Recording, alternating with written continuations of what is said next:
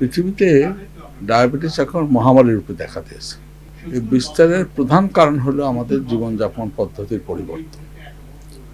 এই যে জীবনযাপন পদ্ধতির পরিবর্তন, সেটা খুবই দ্রুত ঘটতেছে উন্নয়নশীল দেশে। উন্নত দেশে যাহাবর্ত হয়ে গেছে।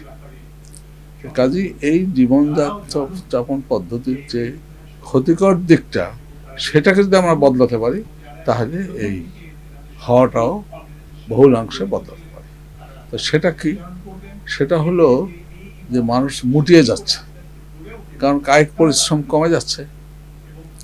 আগে গ্রামেও মানুষ তো বাজারে তো হেঁটেই যেত, এখন গ্রামেও রাস্তা হয়ে গেছে, রিক্সা, অন্তত রিক্সায় চলে যায়। তার ফলে তো আর হাঁটাচলা করাই হয় না।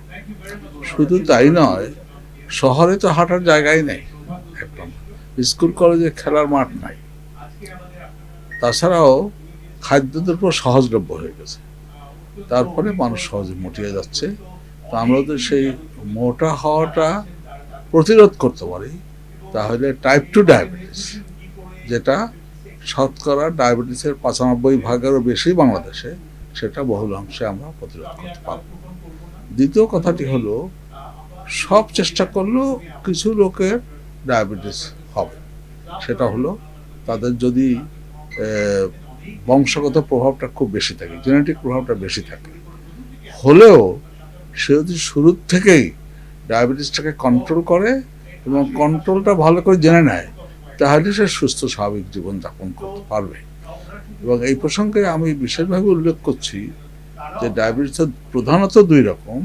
একটা হলো টাইপ 2, যেটা শুরুতে ইনসুলিন লাগে না, আর টাইপ 1, যেটা সম্পূর্ণ ইনসুলিন নির্ভরশীল এবং তারা ইনসুলিন না হলে বাঁচবেই না।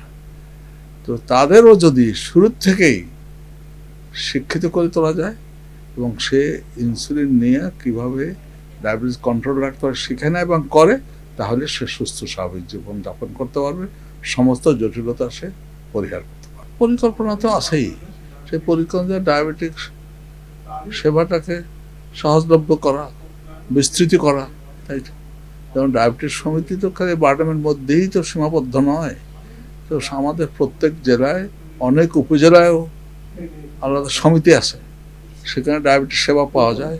শুধু তাই নয়, আমরা প্রাইভেট প্র্যাকটিশনারদের আমরা ট্রেনিং দিয়েছি, যাতে সে ডায়াবেটিক চিকিৎসা ঠিকমতো করতে পারে। তো তারাও ডায়াবেটিক চিকিৎসা কেন্দ্র খুলেছে।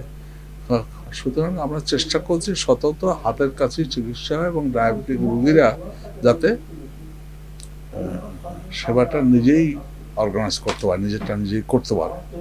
এখানে একটি কথা আমি বলবো যে বর্তমানে পৃথিবী তো ডিজিটাল হয়ে যাচ্ছে, এবার ডায়াবেটিস চিকিৎসায় তার প্রভাবও সাংঘাতিক হয়ে যাবে।